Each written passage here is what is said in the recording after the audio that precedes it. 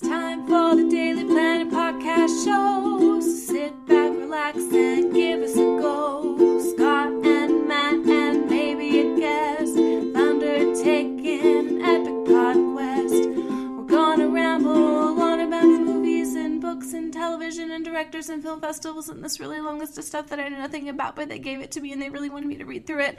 And that's all I can really say about it, but it's gonna be great. Okay, start the show. Hello, and welcome to the Daily Planet podcast, your weekly podcast for all things movies, TV, books, and anything else we feel like talking about. My name is Scott Daly, and I am your host, and I'm joined this week by co-host Michael Grubb. Michael, we're going to talk about Netflix again. Oh, how wonderful. And Michael, what on Netflix are we going to be talking about? I like how I play coy with this as if there's not a title on the audio file that people click play on. Yeah, what's it going to be? It's Jessica Jones season 2. Oh my god, I'm so surprised. Hooray. But Michael, this is a Marvel property. What is that? What does that mean? Scott, just when I think about to keep pulling me back in.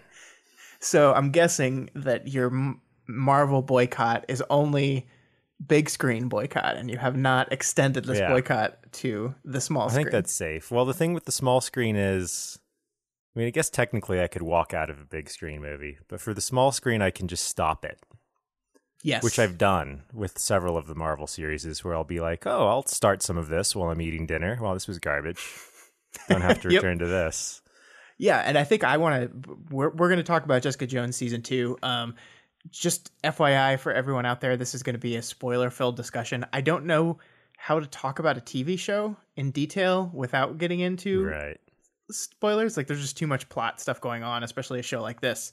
So if you haven't seen Jessica Jones season 2, we'd love for you to stick around, but I recommend more watching of a that show first. critique than an analysis. An analysis than a review or something. Yeah. Look, we're going to talk about the damn show. We're going to talk about the show. I think we're going to talk about Marvel on Netflix, because I was looking through our old episodes and I realized we've never really done an episode on that. Oh. And I know you can't speak to them as much as I can because you haven't seen as much as I have. Watched part of another one since we last spoke.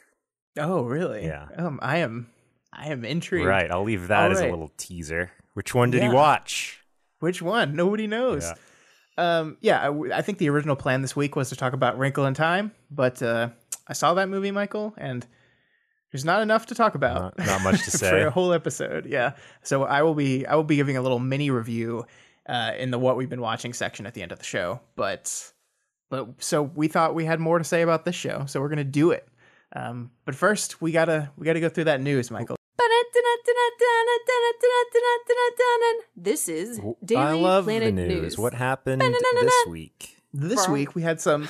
I try, Michael. I try to pull something that's like things that I think you will enjoy. But sometimes you just got to report on stuff that I know you don't care about. Oh God. Which is this first item right here, because it is official that Kristen Wiig will be playing the villain in Wonder Woman 2, the sequel to Wonder Woman. Something I care deeply about. She's going to be playing Cheetah. I am not up on my Wonder Woman villains, so I don't actually know who that is. I know Cheetah. She was in the Justice League cartoons. Wow, look at you. Yeah. Well, Kristen Wiig's playing her. Do you think Kristen Wiig can pull that off? I don't even remember who Kristen Wiig is. She was one of the SNL cast. But I'm not that familiar with her work. She was on Bridesmaids as well. She's done some dramatic work as well. She was on Mother, the movie Mother last year. She was also in, I think it was called The Skeleton Twins. It was a drama with her and Bill Hader that's actually very excellent, and she's really, really great in it. There's another drama that's on Netflix that I'm blanking on the name right now, but the point is she is known for her comedy, but she can be a dramatic actor as well. So I think people writing her off just because they see her as the person that does the funny faces on SNL is not really fair. Yeah, I don't think it's fair. I mean, no one respected Heath Ledger until his Joker situation. Yeah, I mean, everyone thought you're right, that was terrible casting. People were rioting. Okay, not really, but there wasn't as much of an internet presence. Yeah. But my problem isn't so much who's going to play the villain. My problem is more that there's going to be a central villain. Because I thought the thing that kind of worked with Wonder Woman which is a superhero movie I didn't hate, was that the villain was like it was just kind of like way in the background. It was just kind of talked about until the end, and it wasn't even the greatest ending. The best part about the Wonder Woman was more about like just her interacting with the world, which is a thing that I think the Marvel series on Netflix do pretty well in terms of the scale, which we'll get into shortly. Yeah, absolutely. But I feel like when there's like a central villain, when they're like, oh, we need to make a superhero movie sequel, I guess we'll get a villain and they'll want to do something. You gotta have bad guys, Michael. You gotta have, I mean, kinda, but like it doesn't have to be, I don't know. I don't think it should be like the thing that the movie shouldn't be based around the superhero like solving the villain's thing. Because the villain's like motivations almost never work in these movies, in my opinion. I will agree with you on that. And I don't necessarily think Cheetah being in this movie means that this is going to be a villain-centric film. I suppose that's true. But like, I don't know. I am excited for this because just like you, I quite enjoyed Wonder Woman, and I think Patty Jenkins. I don't know that you quite enjoyed it. I mean, you just said positive things about it, Michael. That phrasing exactly. You can't walk that back. I am boycotting superhero movies. Let's just keep that in mind. But as we do this podcast all about a superhero TV show, such a hypocrite. Yeah. So that's Wonder Woman 2. I'm not sure when that's actually going to be out. I don't think it's 2019, so I think it's 2020 or beyond is when we're going to get Wonder Woman 2. But actually, if they're casting right now, I bet it will be a 2019 movie. Now that I think of it. They're probably moving forward on that since that was their one successful their one successful movie. Michael, I got a package in the mail this week. Did you? And it had a Justice League Blu-ray in it. And I guess I bought that, and I don't remember doing it. And I was like, what was I thinking? What were you thinking? I own Justice League now. Wait, did you actually buy this in a drunken stupor, or did someone send it to you as a joke? It was not a drunken stupor. No, I bought this. What happened was I bought Thor Ragnarok, Coco, and Star Wars all at once. I pre-ordered them all at once, and I guess in my stupidness, I was like, yeah, throw in Justice League. Yeah, throw in that movie. But I forgot I did it, and I was like, wow. So I own that movie now, so I'm going to have to rewatch it to get my money's worth. Guess you're going to have to rewatch it. I'm sorry.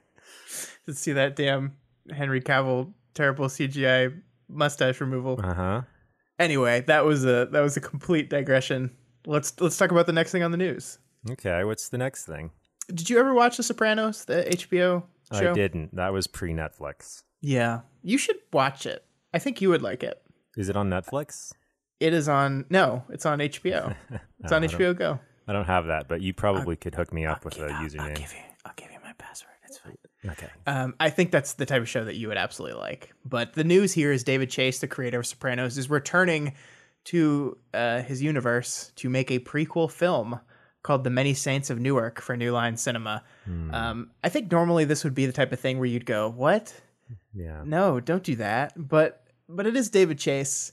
It's not like he's going to bring back some of the characters, but obviously he can't bring back James Gandolfini, who has passed away. I think it's going to center on Tony Soprano, but younger. And I am more positive about this than I would be about like the fact that they're making a Die Hard origin story. Like I'm way more interested in this. Wait, are they making a Die Hard origin story? Yeah, they are. That's happening. But see, I mean, that is exactly my reaction to that news. That is not my reaction to this news. My reaction to this news is, okay, I have faith that if David Chase chooses to come back to this world after 15 years, maybe more, that he has a story to tell. So I mean, it seems to me like I haven't seen it, but for that type of show, it seems like it's more about the characters than the world, because the world is just like there's some crime people, which is like every crime movie world. Right. Yeah, so that's The Many Saints of Newark. No word on when that's actually going to come out, but I'll be paying attention to that because I quite like Sopranos, and I do think you will like it too. We'll get you watching that. All right. Got to get you caught up on the golden years of television that you missed. I missed The Wire. Have you never seen that? Oh Yeah. man, we got work to do. Everyone's been telling me to see that since the 90s. I am was. interested in what you will end up thinking about The Wire. We might have to have an episode talking about that because I think there's parts of it you're really going to like. And there's parts of it that are going to frustrate you. Okay. So, Fair. All right. Last bit of news for the week, though. Dan Gilroy, who directed 2015's Nightcrawler, which I think is a movie that you really liked, right? Great film, yeah. Yeah, he's teaming up with Jake Gyllenhaal and Rene Russo again to make a Netflix original horror thriller. The plot follows big money artists and mega collectors who pay a high price when art collides with commerce. So it seems like it's just using something as a establishing scene to tell some story. I don't know what it's going to be, but it's got a huge ensemble cast, though, Michael. I think the thing I liked about Nightcrawler was Jake Gyllenhaal's character. Right. Which was a very unique sort of character for a story to follow. That you were both repulsed by and rooted for. Yeah. But it was just like a weird thing to focus a movie on, which is like media following sensationalist violent crashes and stuff. Yeah. And this seems like it might be the same. Big money artists and mega collectors. I don't know what that means, but it sounds like a kind of weird like world to have a little peek into that Jake Gyllenhaal could play like a weird character for. Yeah. Huge supporting cast. It's got Natalie Dyer in it, Tom Sturridge, Daveed Diggs, Toni Collette, John Malkovich is in this, along with Rene Russo and Jake Gyllenhaal. So these Netflix movies, Michael, they're really throwing out all the stops here. Yeah, it's the future.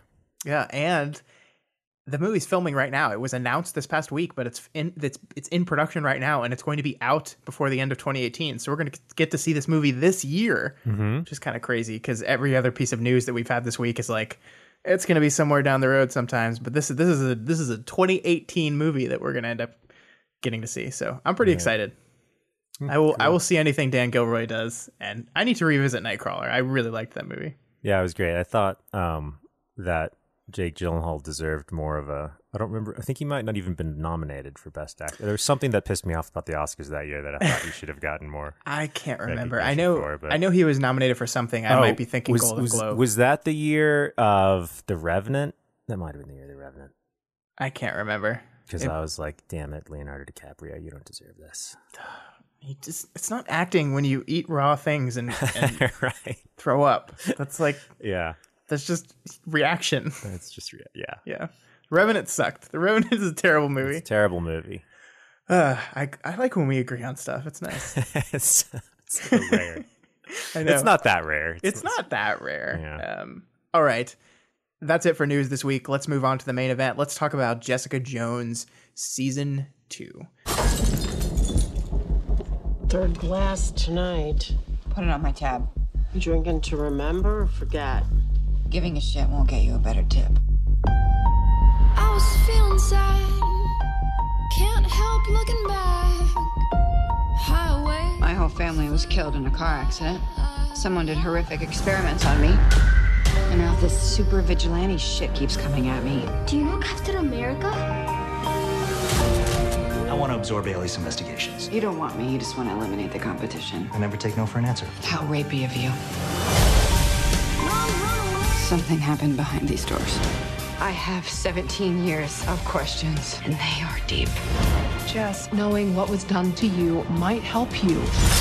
We were made here. Me and something else. The only way to find it is to open the door wider. Yeah, So and possibly also Season 1, because we never talked about that. I think it's impossible not to talk about Season 1. And I think it's impossible not to talk about Marvel's Netflix experiment in general, because now we're on... How many shows are there now? So there's 5, I believe. There's 2 Daredevils, there's Luke Cage, there's Jessica Jones twice, there's Iron Fist, there's The Defenders, and So then there's the 5 Punisher franchises. Oh, the Punisher, I forgot about that. So 6 Yeah. franchises, 8 things. Yeah. Okay. Just crazy. I have, in general, I have a very mixed response to Marvel's Netflix stuff. Right. There's a lot to like. I really do think there are parts of Daredevil that were really great. I think Jessica Jones season 1 was excellent, and we'll get into season 2, but I liked a lot of this. But my general complaint with these things is they are so terribly paced. Right. And they can all of them be like 5 hours shorter. 5 hours shorter. Yeah. Which is a lot of time. I think that's fair. I mean, I started watching the first season of Daredevil, which was the first one to come out sometime around the time when it came out. Mm-hmm. And like I told you when you asked me if I'd seen any of the other Marvels, I was like, I literally don't remember if I even finished that because it just started dragging so much in the middle. Yeah. And I get your point. Like some of the other ones, like the main plot thing doesn't happen until like 4 or 5 episodes in. It's just like 4 episodes of kind of setup and pre-establishing plot or something. Yeah, and it's not like I don't like character setup. I like when stories take a long time to set up your characters, but that's not what it feels like. It feels like it's just kind of spinning its wheels for 4 hours, and then it's like, all right, we've done this for 4 hours. Now it's time to move into the main. Especially with the sequel seasons, because like we already know the characters, right? So it's just like, well, I guess introduce the new thing. And it's the other thing. These are obsessed with origin stories. Like they're obsessed with them, and I feel like we spent the entirety of the first Daredevil season is 13 hours of showing how Daredevil became Daredevil, which is a lot. That's a lot. And then season 2 kind of does the same thing. It's like, okay, he's Daredevil now, but also he's still struggling with being Daredevil. Right. Well, we've talked about this before where like that's really the most interesting part of any superhero story is the origin, because just the like good guy versus villain is actually boring.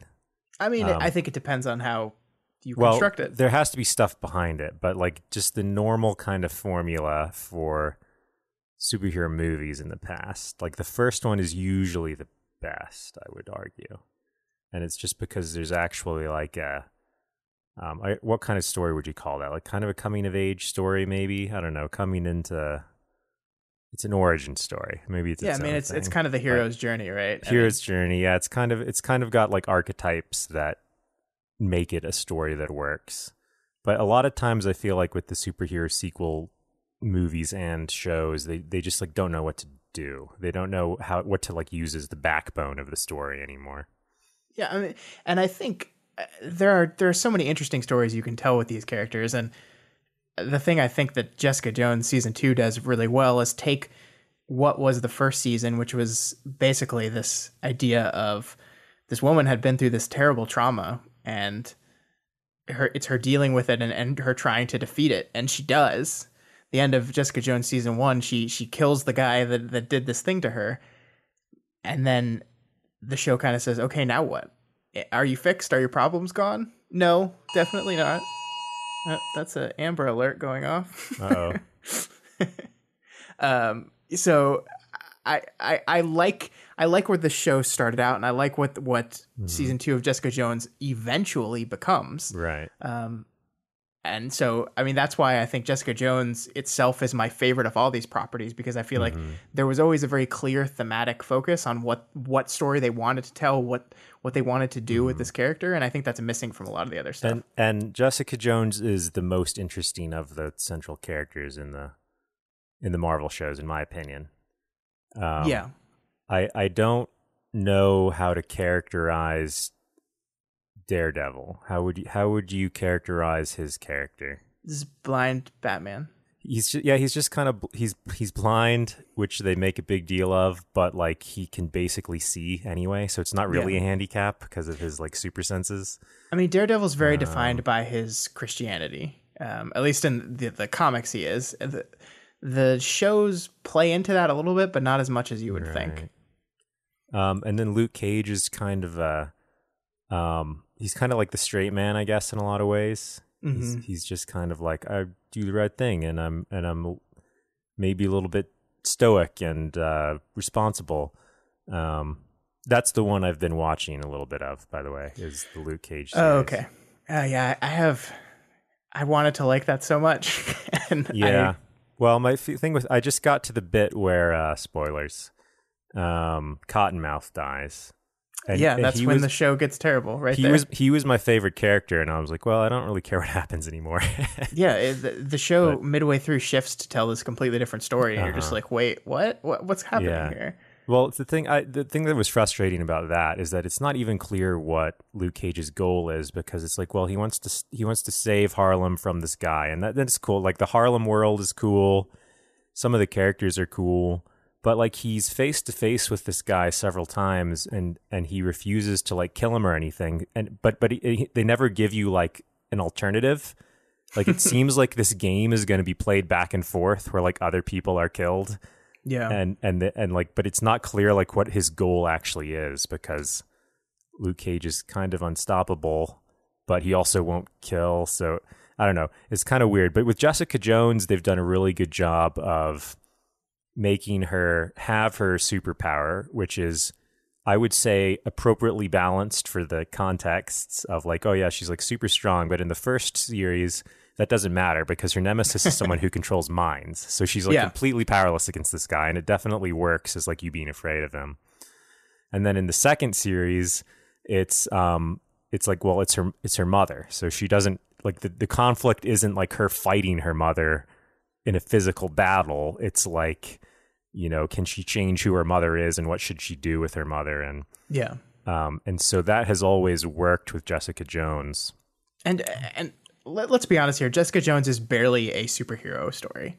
I mean, it is a superhero story in that a handful of the characters have powers, but it is so far more removed from that genre than any other of these stories. That's why I like it. I think I don't want there to be like this weird world full. I'm annoyed whenever they mention like the other Avengers, because they'll be like, oh, and then now there's a guy with the Thor with the hammer, and they're like, there's a thing that opened in the city apparently, but like it just feels like they're mentioning it to mention it, and it's like that would change the world. So there's like no way the world would still be like this. Yeah, I mean, one of the big things of the Marvel is that of the whole Marvel Cinematic Universe is that any of the events that have happened in this world have not actually changed the world in any kind of way. And that's why I like the idea of superhero stories, or not superhero even, but like movies where there's like maybe like a science fiction perturbation, where there's like a character who has some powers, but the rest of the world is normal. Or like maybe there's, you know, a few other tweaks to it, and them just like interacting with a world that's familiar to me, because once there's too many superhero things in it, like the world doesn't make sense anymore. Yeah, I mean, I appreciate that these stories want to tell. I mean, they've billed themselves as the street level superhero stories, so they are very much telling close, small, personal stories about these characters. And Jessica Jones is basically a noir detective story, with superpowers, and that's what it is. And it doesn't lose that from season 1 to 2. I think that was my biggest concern, that okay, we did the detective story in season 1. Season 2, we have to go bigger, we have to go broader, and we lose a little bit of that central conceit. And I don't think that's what this show did. I don't think season 2 lost that central Jessica Jones-ism of it. Definitely still felt like a detective story, and in some ways more so. Yeah. But so let's get into it. We've kind of been circling around talking about the other shows. Let's talk about season 2 of Jessica Jones, because like we hinted at, this is the season starts with Jessica having killed Kilgrave, dealt with her trauma, and then she went on a side adventure with the rest of the Defenders, which is mentioned only twice, and seemingly has had no lasting impact on her at all. And then so she's back, she's kind of getting her detective agency together, but she's still drinking heavily, she's still a mess. And then we start to explore really her past and get to the root of her trauma beyond just what Kilgrave is. And one thing to mention about her being a mess is that like that almost never works in stories for me. Is to just be like, it's lazy to have the character who just like drinks all the time and like doesn't care about people, or like pretends not to care about people, or they want you to think they don't care about people. But like Jessica Jones is one of the few that kind of seems authentic. Why do you think that is? I don't know. I mean, maybe a lot of it just has to do with the acting, that I buy it. That she plays the right balance between being like a total bitch to her friends, but still having like a lot of honor and like personal responsibility. And I don't know, you just kind of buy that she is annoyed by things but wants to help people, and I don't know why it works, but that's a character that is fairly common, I think. Yeah. I think Kristen Ritter is I think you're absolutely right. She's perfect in the role. It's like she has just the kind of resting bitch face look that just works so perfectly for the character. Right. But always is able to it's such a delicate balance because you go too far one way and you're just like, wow, I hate this character, such a jerk to everyone, and you go too much the other way and you don't even buy that they're like suffering from anything. Right, and that's what I mean. You can see the pain under there. You can tell that it's there. She plays that very well, and it helps when they usually do a pretty good job at directing her bitchiness towards terrible characters. Well, and her friends though, like that's that's the thing that makes it hard, because she's not nice to Malcolm, who's an extremely likable character. Right. And I thought Trish was pretty unlikable this season. Yeah, I want to talk a lot about Trish. Yeah.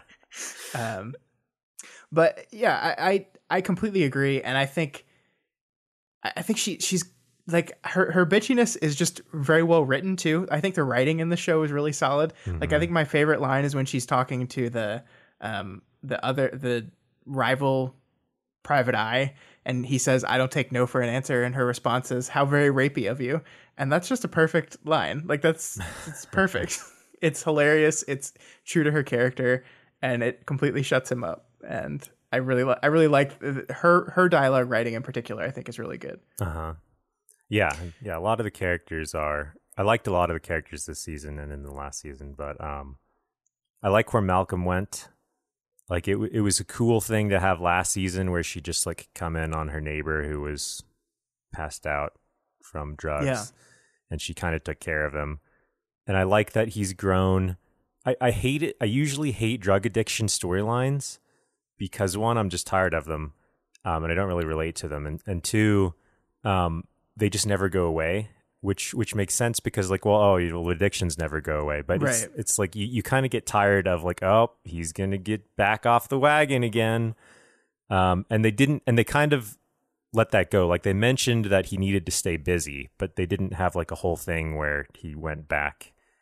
Yeah, but I mean, I think he does fit in with this central theme of even if you're in recovery, even if you've defeated that demon, you're just replacing one thing with another. They managed to do it in a way though where it wasn't like, oh, it's the same thing again. Like if he'd just been like, if she'd come back and he was passed out, having shot himself up with heroin or whatever it was, again, and then it was the same thing again. I would have been bored with it. But they don't have to do the drug plotline with Malcolm because they did it with Trish.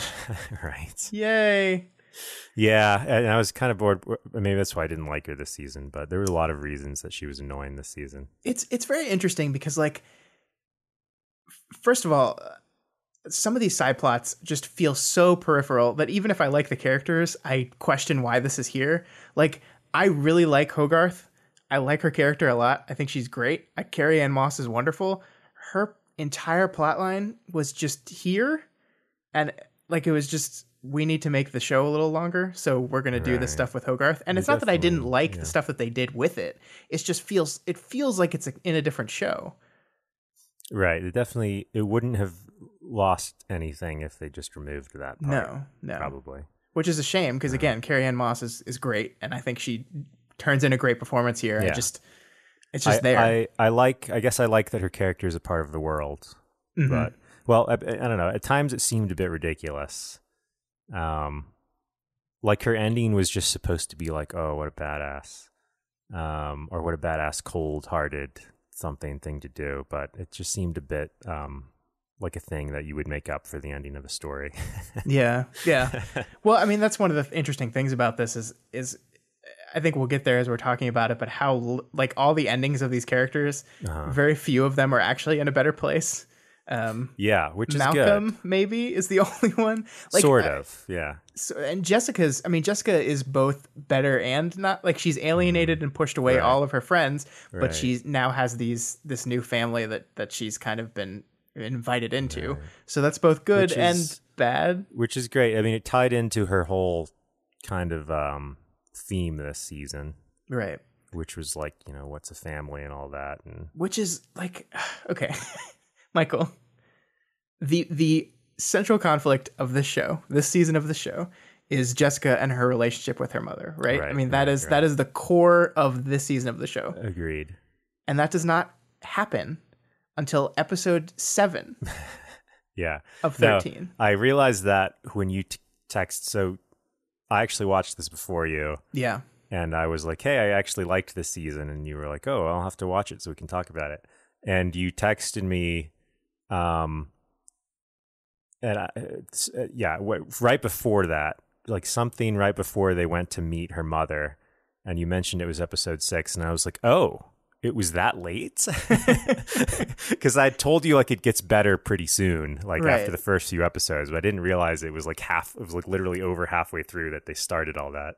Yeah, and it's just so like I don't understand why. Like, I mean, I can see this plot line, and I can see you do okay. The first episode, you introduce this person who's running around killing superpowered people, and then the second episode, you finish that episode with Jessica Jones learning this is your mother, and then you can tell the story from that point forward, because that's really the meat of the story. But instead, we do this thing where we just kind of just mosey around, and we get to hit these other plot elements. They brought back like Simpson's character for like 3 seconds. Yeah. in a somewhat unexplained way. It's like, wait, where did he come from? And what's the drug thing? And then he dies.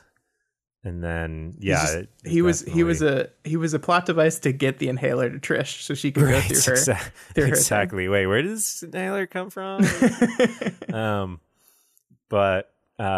Yeah, that wasn't great. But after that, her mother was introduced, I thought it was excellent. Oh, it was so good. Yeah. And it's like and the thing I like is it ties in, like, part of Jessica's damage this season is that she is a murderer and she has killed people, and she's dealing with the fact that she's a murderer. Right. And what does that mean? And is this part of her now? And then she meets her mother, who is also a murderer, and you have to deal with the legacy of that. Is this just is this just who we are? Is this who we're always going to be?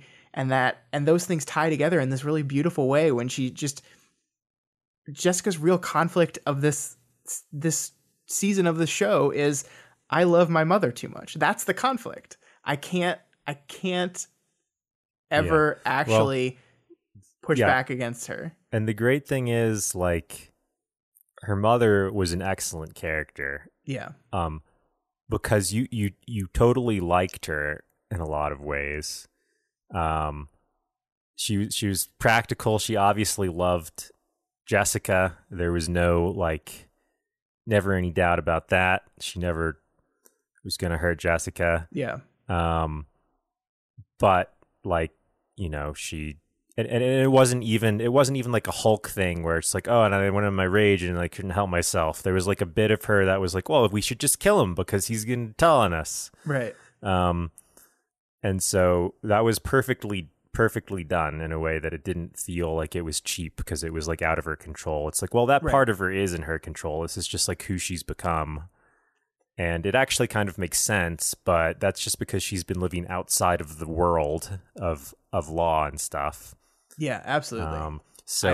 I loved all of that. I did too. And I love the resolution it comes to. I even like that Trish is the one that kills her and what that means. Right. We didn't have to have Trish go through all this crazy side stuff where she kidnaps the guy. It would have been better without the drugs. Like the fact that she is kind of jealous of Jessica's powers is fine without the drugs. Yeah. The first season of The Magicians, which I thought was pretty decent show, actually. Well, it was only good, I guess. It had a really interesting thing, which is that there was this character who was the friend of the main character who found out about the Wizard Academy, but then wasn't let in, and this just destroyed them, as it would. Mm-hmm. And it's kind of the same thing here. Like, well, yeah, if you were sisters or best friends with a superhero, you would kind of always resent them a little bit, or have there'd be some kind of reaction there. It wouldn't just be normal. So I liked that came out, but it feels cheapened by the fact that, like, oh, it's so fine. She was just like under the influence of the crazy drugs. Yeah. Well, and I mean, the part that I really wanted it to, so if this whole thing is about family and about mothers and daughters, like, I wish instead of leaning hard into the drug thing with Trish, I wish they had really leaned hard into her mother issues. Right. Because that's a perfect comparison. That's a perfect way you can compare these two characters and the struggles they're having, is because her mother is there. Dorothy is there, right. and being just a generally terrible human being with this hint of sadness under it, where we get to see these little moments where we see that she's actually this like pathetic, like sad, lonely old lady. It was a great moment when she was like, when Trish was in the hospital or whatever, and her mom was telling her how Trish was like everything that she had wanted to be. Right. Which is, the classic like showbiz mom, which is an actual thing. But then when she's telling Trish that, you're like, oh, now Trish will realize that she wants to be Jessica. And it's kind of the same thing. And that's kind of cool. And Trish doesn't quite realize that, that's fine. Like, she doesn't have to be self-aware yet, because that's how the thing ended, with the conflict coming to a head between them. But it was cool little poetry. They did do some cool stuff with the mothers for both Trish and Jessica. Yeah, I just wish they did a little more of it. And that's like the whole thing, is like, I feel like, I don't know whether it's because they know they have to fill 13 hours or what. At times the show felt like it was trying to do too many things, because like you have this central conflict with her mom, and you're trying to set up this sibling rivalry thing. You have that whole episode where we flash back and see them, because we have to see where she got the jacket. There has to be more origin, because the jacket is important. It's not just a leather jacket. It has to be a special leather jacket. It wasn't. I kind of liked the backstory with her boyfriend, who it was a little bit ambiguous, like how much he actually cared about her. Yeah. And they kind of just like robbed stuff, and it's like, yeah, that's probably what you do as a teenager. I liked it too. I liked that her mother killed him, and I feel like we just kind of resolved that conflict. Like, she just learns about it, gets really pissed, and then it's just like, it doesn't really get mentioned. It's just like a way for her to start off not liking her mom that much. Right. And if they're going to do the thing with the jacket, then she needs to like discard the jacket or something once she realizes that that was a lie. But and the alias nightclub / alias card, she specifically doesn't. So it did seem like maybe there could have been more of a point to that. Yeah, like I feel like if you're gonna show that this man was so important to her that this jacket is her most prized possession. She names her an investigative agency after his nightclub that he never got to say, and then the reveal that your mother is the person who took him away from you, right? It's just kind of it's dealt with in the immediate moment, and then it's just like, okay, we've dealt with that. Now we have to say Jessica can't. Like, she can't not stay mad at her. So we're just feels like that was kind of spot on in the script, but maybe it got lost in the editing and directing somewhere. Yeah, I think that's probably a good call. Yeah. So we haven't talked. We mentioned Hogarth's side thing briefly, but I mean, I feel like I'm being overly negative here, and I don't want to be, because I genuinely enjoyed a lot of the stuff. It's just, man. It's long. It's very long. Yeah, I mean, it's kind of depressing. It's very depressing. It's like, she's dying and it's hopeless, and they conned her.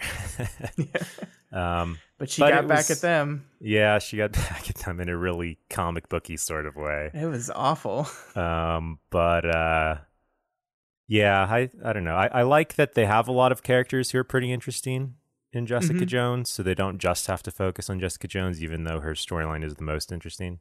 Yeah. But yeah, it did feel a bit like they could have just not done that. I did appreciate that they at least like made the effort to try to connect to these storylines together. Like there's Right. a reason why these characters are connecting and circling around each other a little bit. Well, I they appreciated sort of, that. yeah, I guess that's true. I mean, they had the One Direction with like her mom needed, Jessica's mom needed a lawyer, Yeah. but I guess also It was the other witness, the other way, nurse. Yeah. I quite liked what was his name? Price Chang or something like that. The other detective. private eye. Yeah. Man, what a jerk though. I didn't They see really- him that. Actually didn't see him as that much of a jerk. He seemed to act pretty professionally. I mean, he did try to murder them. Yeah. To be fair, It's kind of an but important thing. they also like ripped up his friend in a van or something. So that was, Yeah, but only because his friend was breaking into their private investigator office and but- steal all their shit. But like when we first met him, he seemed like pretty straightened by the arrow kind of guy, and Yeah. Jessica was mean to him.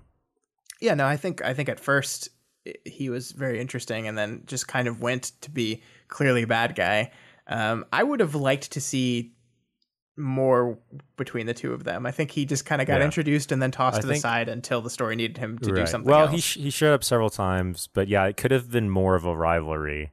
Yeah, Like they did a pretty good job of making him seem competent, Mhm. which is what you want. And I thought it was kind of a cool interaction when she let him go after they tied him up, and her mother was gonna kill him. Yeah. But yeah, I think that gets to one of the things, like, because these stories are not episodic in any kind of way.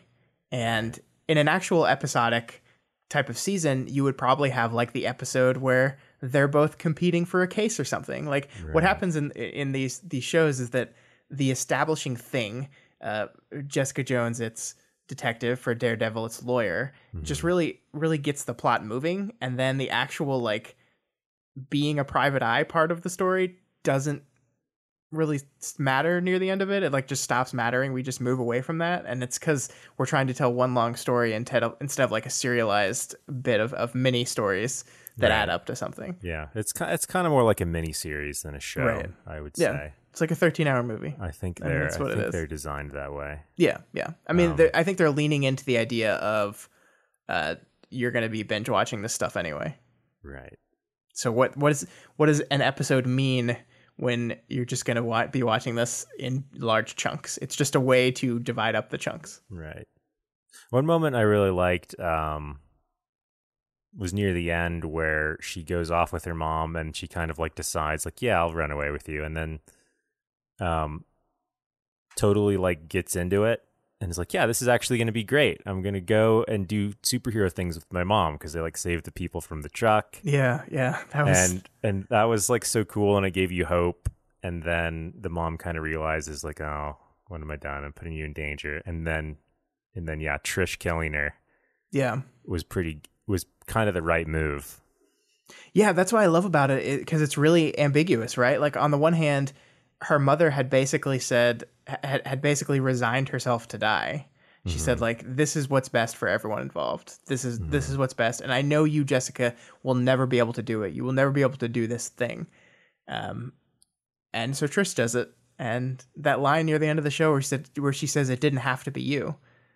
And that's true. That's true. It like Trish did it because Trish wanted to feel relevant. Right. She wanted to feel important to this whole thing. Right. And yeah. It's great. It's a cool way to end it. It makes season 3 have kind of some conflict set up in it. And maybe, I don't know, maybe you're supposed to root for her and Trish to make up, but I'm kind of rooting for Trish to become like a villain, which I think is what they're going for. It seems like that's what they're doing, yeah. They implied she had some sort of like dexterity ability or something at the end when she caught the phone on her foot. Yeah. So I think that could be good, where they become villains, but with a personal tie.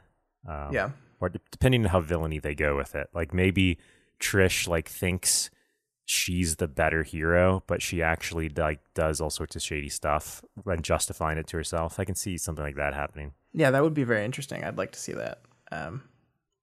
What did you think about Oscar, the landlord, or the Super. I thought he was very likable. Yeah. I thought I'm not sure, like I don't know. I guess I'm not sure like what role he's playing there. Well, like it started off where it seemed like the show was going to do this commentary on superpowered people as a civil rights issue, because like seems like he's being like he's ostracizing her because of her superpowers. Right. And they hit that beat a few times through the story, like the idea that due process doesn't exist, or like that prisoners' rights don't exist because they're superpowered people and it's a special circumstance. But they hit these beats, but it never really explores it. Like that's not really the thing that the show wants to talk about at all. So it felt a little weird to me that like we seem to be setting this thing up, and then when we're done with that, it's just like, oh no, I never actually hated you because you had superpowers. It was just because I didn't want trouble. And the other thing I didn't really like about it, and I thought it was fine, but the thing I didn't really like about his character was like he seems like the super like honest like dad, but for some reason in these movies like every character needs to have like some link to the underworld, and they're like, yeah, he's like this genius forger, yeah, and it kind of seems out of character for him. Like you don't really see him as being that kind of a person. Like, it would have been fine if it's just like, well, maybe he's here illegally. Maybe that's why he doesn't want the police to come by. Like, why does he have to be, like, the best forger? Well, and the second they said he was arrested for document fraud, I was like, oh, so she's going to need him to forge some documents. Right. It's like, it's very transparent setup. I get kind of annoyed when they just, like, link every, like, honest person, like, to the underworld. Yeah. Inexplicably. I get that it's a noir story, so I kind of get that's what you're gonna do. Yeah. Like you're kind of exposing the seedy underworld that's underneath everything. But so the one thing I wanted to talk to you about, and the one thing that makes me love the show so much, is all of the trailers, all of the previews hinted at this return of Kilgrave thing, and I was ready to hate this show if they did it. Yeah, but I think they did it in just about the best way they could. Did it in the best way. I really liked the episode where she was talking with him in her head. Right. And they didn't. If that had gone on all season, I think that would have been way overdoing it. Yeah, you're probably right. But they brought it back at the right time, where like all the crap's going down. Yeah, she's at her lowest point in the story. She's under a lot of stress. He's kind of offering, like, they don't want to do like the voiceover noir narration, so it was a way of like showing conflict in her head. I mean, I guess they do a little bit of the voiceover. They definitely do the voiceover. But it's not done in a way like, this is what I'm thinking. It's done in like a more of a like short, kind of more abstract sense. Yeah. And David Tennant's great. I will always support more David Tennant. I just hope they weren't going to do a stupid. He didn't actually die. He wasn't dead. Yeah. He's back. Yeah, that's even the though worst. You clearly snapped his neck. Like that definitely happened. Right. Yeah. So I thought it was very well done, and I appreciate their trailers faking me out. The first season was good. Like I liked their relationship a lot too, Kilgrave and Jessica's. Oh yeah, it was so mirroring of like a manipulative relationship that was like subtle and real. Like that's how, like when he was like, oh, Jessica, I need you to like show me what's right. I'm not going to control you anymore, but I need you to be my moral compass. And it's like exactly like a manipulative relationship. It's not like just the over the top, like this is an abusive relationship where I beat you.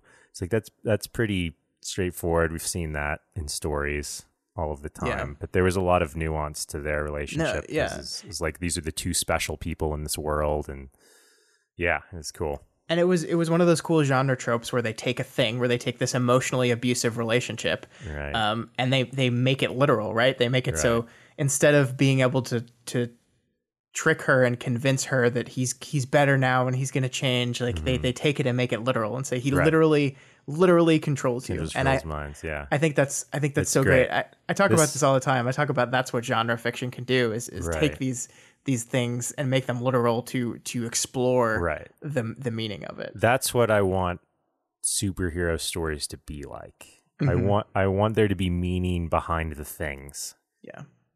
So that's why I really like Jessica Jones. And I thought that because these were good, I might enjoy some of the other ones, but No. they don't quite click. Like the Luke Cage almost did. It was still kind of a grounded story. I liked how they set it up. But you just never really get Luke Cage and like what he's dealing with and like why he doesn't do certain things and why he does certain things. It's a boring show. I didn't want it to be, but it's just, I think it's a boring show. And please don't watch Iron Fist. So don't even bother. I didn't start Iron Fist, but I started the first episode of The Defenders. And it started off with like a weird sewer fight that the Iron Fist was involved in, and I was like, "This is immediately like stupid superhero shit." Yeah, like it's funny though because I think The Defenders is in a certain way like a Iron Fist apology tour because they basically make him the punchline of basically every joke. Like he's just teased and mocked mercilessly because he's such a shitty character. Which that's the part of The Defenders I enjoyed. But yeah, Iron Fist is awful. That was so bad. Everyone says Punisher's really good. I watched 2 episodes and couldn't keep going. Yeah, Punisher is another one, and that came out much more recently. But I started that one, and I don't remember how far I got. I think the thing that frustrated me with that is Punisher has his like we explore Punisher's origin in Daredevil season 2. Like we learn who he is, we learn what happened to him. He kind of, I think the season ends with him donning the skull t-shirt, and then the first episode of the Punisher series is him burning the skull t-shirt, and it's like, well, done with that, and then so we have to build back up to that thing again, and I just don't care. We're already in a post-Punisher society by the time Punisher starts. yeah. He was just a little bit too like stoic tough guy too. Yeah, it's that type of character is not the character I'm most drawn to. So right, you want to see it. You want to see the superhero perturbation explore humanity more. Yeah. Yeah. I guess the one thing we should mention about Jessica Jones season 2 is that every single one of these episodes was directed by a woman, which is something that they set out specifically to do. And I found the direction pretty good in this show. I think it's like it is interesting when you start paying attention to stuff that you can tell when it's a different director for each episode. Like there's not a uniform vision kind of. Some directors like to shoot scenes differently. Some directors like to use a little more close-ups, but I thought the direction overall was pretty good. That was pretty seamless. It didn't stand out to me that there were different directors. Yeah. Anything else about Jessica Jones, Michael? It's good. Yeah, I recommend it. Yeah, I like we can talk about a comic book thing that we both liked. Hey, whenever you want to do the Lego Batman show. Well, I don't. It's everyone on the Discord makes fun of your love of Lego and trains. Good. They're good. The Michael Lego Train Show. I just realized my computer is like automatically logging me into Discord when I turn it on, which displeases me. Yeah, people can see what games you're playing when you're playing games. Can they? Yeah. They've actually asked you before, like, oh yeah, what do you think of this game? I got a private message or something for Slay the Spire, and I was like, who the hell is this person? And how did they what's going on right now? Sorry. For the record, Slay the Spire is excellent. I have seen things about that, but I've not played it. All right, let's wrap this up. That's Jessica Jones season 2. Again, I think this could have been an 8 episode season and would have been just as good as it was, but they just seem like they're locked into this 13 episode thing and they're just going to keep doing it. So I think there's enough here to like, but I do have a general problem with something that takes 6 hours to get good. That's a lot of time commitment. Yeah, it just depends on. I think part of it is because I told you to watch it because it was good, and you're like, all right, well, let me get through this as fast as possible. When does it get good, Michael? Whereas I think I watched it. Well, I must have watched it pretty quickly. Because you texted me on Thursday Saturday. Before. But I feel like I watched like maybe 3 episodes a day or something, like spread out. Right. Yeah, so that makes sense. It wasn't that much of a. I kind of the first few episodes kind of served to like make me remember what the hell happened in season 1. I do wonder if we hadn't basically agreed to record this podcast, how long it would have taken me to get through these episodes. Right. Because I've talked to some people who said that they just couldn't get through the first 2 episodes. And I kind of understand that, because makes sense. Yeah. there were literally times when in both the first 2 episodes, I picked up my remote to pause it just to see how much time was left. Because I was like, God, this episode feels like it's been going on for a long time. And I definitely did not do that in the back half of the season. So yeah. It is a very slow start. That's what I've been doing with Luke Cage. I'm like, I need a break from this episode. Oh, man. All right. So that's Jessica Jones Season 2 playing on Netflix right now. Guys, let us know what you thought of it. I want to hear what everyone else thought of, if they agree with us on some stuff, if they don't. All right. Michael, let's talk about what we've been watching. Okay. What have you been watching? What have I been watching? Well, I asked you first, so you better tell me. As always in this segment, each week we will take turns highlighting 1 or 2 things that we've been watching, reading, playing, doing, whatever. This is for items that we don't want to devote a whole show to, but still want to bring it to everyone's attention, either positively or negatively. So, Michael, what have you been watching? Besides starting Marvel things and not finishing them, I started another thing and didn't finish it. Bad Guys Vile City, which is what is that? It's a Korean crime drama series about apparently I didn't realize this at first, but it's actually a spin-off of another Korean drama just called Bad Guys, where an investigator had to, it's kind of like Suicide Squad. There's no superheroes, but he had to get like a team of bad guys together to take down another badder guys. And I haven't actually really figured out the one I'm watching, which is the spinoff, which I didn't realize was a spinoff. It starts off with like this rookie prosecutor, and he goes somewhere and stuff is weird, and I haven't really figured out what it's about after like 3 episodes. But Awesome.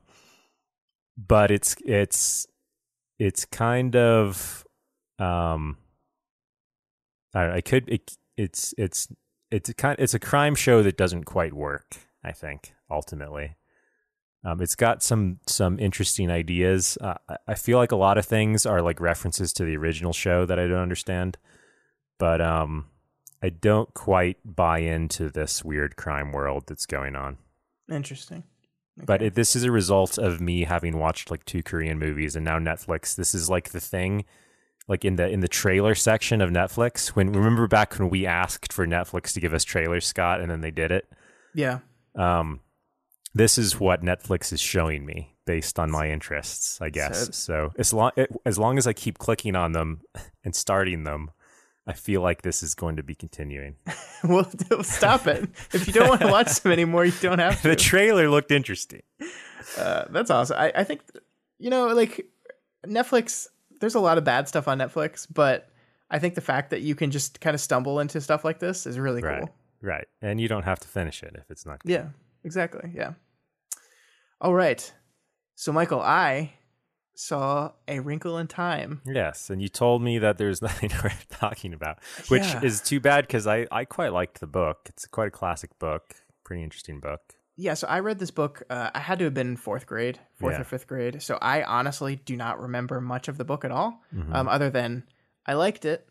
And I remember Charles Wallace being this little kid that was smart and talked like he was not a little kid. And that's really all I remembered from the book. The movie is bad. Yeah. It's not good. And it's a real shame because I really like Ava DuVernay. I liked Selma, the movie she directed, a lot. She had that Netflix documentary 13th, all about the 13th Amendment and slavery and how the criminal justice system has become basically legal, like a new legal slavery in our country. I thought those were expertly done. They were really well told, really well structured. This movie, it's really hard to figure out exactly what happened here, because on the one hand, you have this movie that is like so like earnest and honest and like wanting to embrace this idea of like finding your inner power and learning to love yourself and doing these things. And it's a diverse movie. Like they're intermixed, racial mixed family. There's a lot of people of color in this movie. So you like, it makes you kind of want to champion this because it's like, it's doing good things. It's saying good things, but it's saying them really horribly. Like the script is a mess. Nobody talks like a human being in this movie. And I don't know if that's a leftover from them trying to translate the way people talked in the book, because it was a book that was written in the 60s. So dialect was a little different back then. And I don't know if it's an attempt to change that, but it seems to just ignore a lot of just like general like structure things, like how you set up and pay stuff off. Like the movie just kind of screams through the scenes without really explaining much of what's going on. There's beautiful visuals. Like there's some really beautiful shots. And then there's things like 50-foot Oprah who just looks ridiculous. And Michael, Reese Witherspoon turns into a giant lettuce leaf, and then the kids fly on the back of her, and they fly by 50-foot tall Oprah Winfrey's head, and one of the kids like reaches out and touches her cheek, and I'm just like, what is going on? What is this movie? It's just like I really, really wanted to love this thing, and it's just a mess. It's just a total mess, and you can like, it's one of those things where I couldn't believe it. Like I was like, and a lot of people are saying like, oh, this is meant for kids.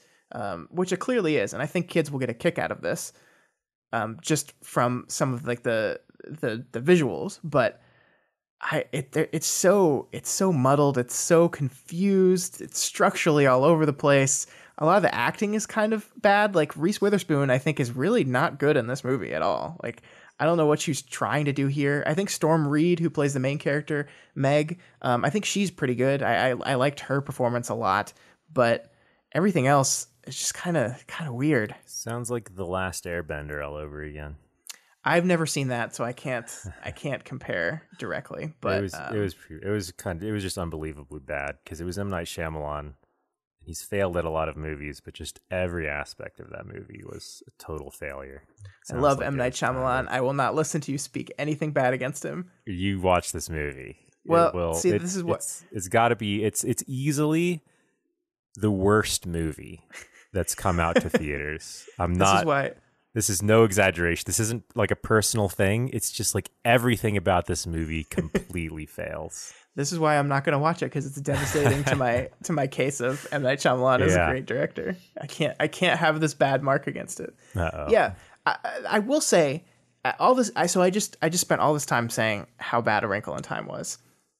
The ending scene still got me emotional. Like there is a moment at the end of this movie in the third act, the big climax of the film, that really worked on me. That like, and it didn't work on me because it was set up well. It just worked on me because I think Ava DuVernay is a pretty good filmmaker that can find a way sometimes to channel a lot of emotion into a scene. The message resonated with you, or was it just okay? But the film succeeded in displaying that message in a very emotional, impactful way. And I think that's the one place where the film succeeds. And it's not good enough to make me like everything that came before it, but I was surprised to find myself choking up at the end. Considering the whole time I was like, what is this? It wasn't completely ineffective, I guess. Then. No, not completely. I'm very anxious to see what Ava DuVernay does next. Every director has a movie that's just not as good. So it doesn't mean she's a bad director. This was just a miss. Mm-hmm. And that's A Wrinkle in Time. Well, I'll avoid that. Yeah, I think that's safe to do. All right, guys, that's all we had for you all this week. If you have any questions or comments or just want to say hey, you can reach out to us via email at dailyplanetfilms@gmail.com or on Twitter at dailyplanetfilms. We do try to respond to just about every single one of our messages, so reach out. Oh, you always do this. There's an M right here. It's an M. It has lines next to the M. If you're not already subscribed to this podcast, we encourage you to do so and ensure you never miss an episode. You can find us on iTunes, Stitcher, YouTube, Google Play, and pretty much anywhere else podcasts can be found. That's right, Michael. Thank you for that emotional read of the line. We do have tons of great content coming to you guys every week. More coming every day. You can find all of the stuff we do at dailyplanetfilms.com. If you do like what you hear and want to support us, consider becoming a patron. You can pledge $1 a month or whatever else you can afford to help ensure that we keep making new stuff, getting new equipment, paying for all this stuff. We really appreciate all your help. And you get access to a bunch of cool stuff when you do that. So head on over to patreon.com/dailyplanetfilms and check it out. Also, please consider rating and reviewing us on the iTunes. Every review helps us get more exposure and introduces new people to the content that we make here. See, that was a much better job. Good job, Michael. Was it? Yeah, it was much better. No, it was... Oh. It was not monotone, I'll give you that. Okay. All right, next week on the podcast, Matt will be back, and we'll be doing another edition of our patron-produced show that's at the $20 level. They get to pick something for us to watch or read or what did play. they pick this time? It's going to be a surprise, Michael. Oh. Find out. Find out next Monday. I don't like surprises. Well, tough. No. All right, guys. See you next week. Podcast is over. It's done. We hope you all had some fun. Go back to your work or your school. Maybe the gym. Hey, that's cool. Regardless, just go away. But please come back next Friday. There'll be